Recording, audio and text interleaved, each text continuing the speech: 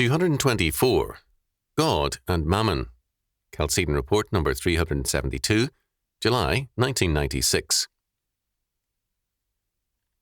The New Testament uses the name Mammon in two different ways.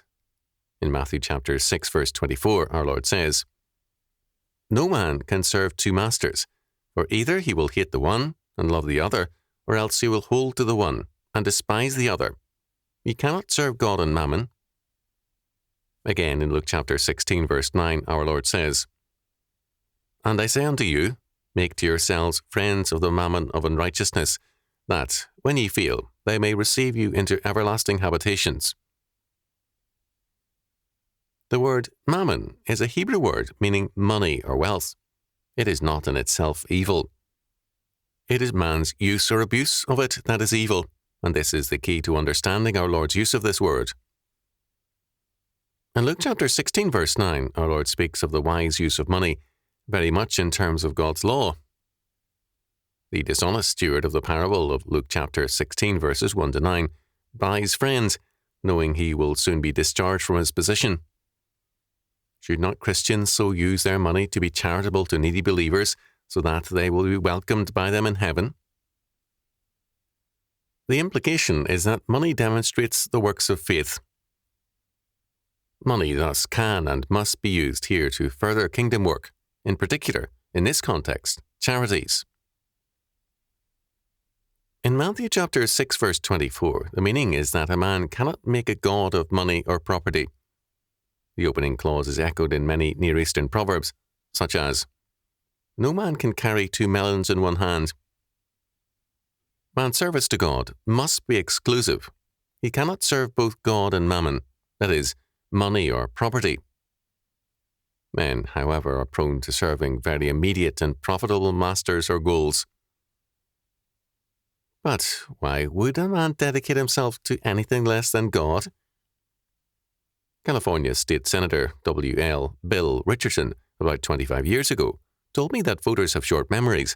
Most of the time, a scandal of more than 90 days past was forgotten, and men voted, not in terms of a politician's character, but their own advantage. Faith did not govern their voting, we can say, but Mammon did.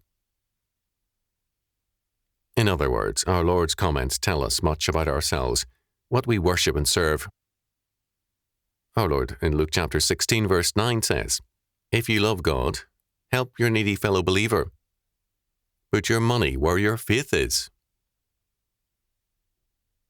God defines himself in terms of his revelation to the patriarchs.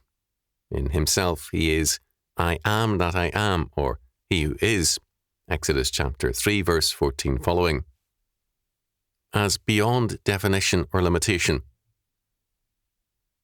I was told recently of a growing tendency on the part of some to say, "Money is." This is an amazing parallel to what God says about himself. It is remarkable that our present worship of money should come when money is so untrustworthy. Our money is no longer gold or silver, but increasingly inflated paper. In the early 1900s, a working man in California was paid in gold. To buy a house cost $300 in the cities. Now money is worth less and less from year to year, and the worst inflation is perhaps just ahead of us. Too many people define, quote, "the good life," end quote, in terms of material things, not in terms of God and his grace and care. I recall, when I was young, how a young couple would work, save money and buy a farm with 25% down. The house would be mostly bare, a bed, a kitchen table and 3 chairs. The 3rd chair was for the mother-in-law when she visited, and a stove. Many a later rich farmer started this way. Wooden boxes were used to seat friends when they visited. I remembered this in the 1960s on visiting a newlywed couple in a home better than that owned by either set of parents and furnished expensively at a great debt. Now the time of reckoning has begun. I was startled to learn how very many checks are returned daily marked insufficient funds. Money is gives way to money is not. Quote, "The good life," end quote, should be our goal, not as our age defines it, but as God declares it. The delusion of our time equates, quote, the good life, end quote, with things and money, which, however important, cannot be equated with life in Christ. Money is not in itself evil. Rather, as St. Paul tells us, it is the love of money which is the root of all evil and which leads to disaster. 1 Timothy chapter 6, verse 10. This misplaced love leads to a falsified calling, one not from God, but from the appeal of monetary wealth. Our Lord, in Luke chapter 16, verse 9, and in the law, tells us that our money should be used in terms of God's kingdom, not our own little domain. We are stewards under God, with a duty towards one another and towards Him.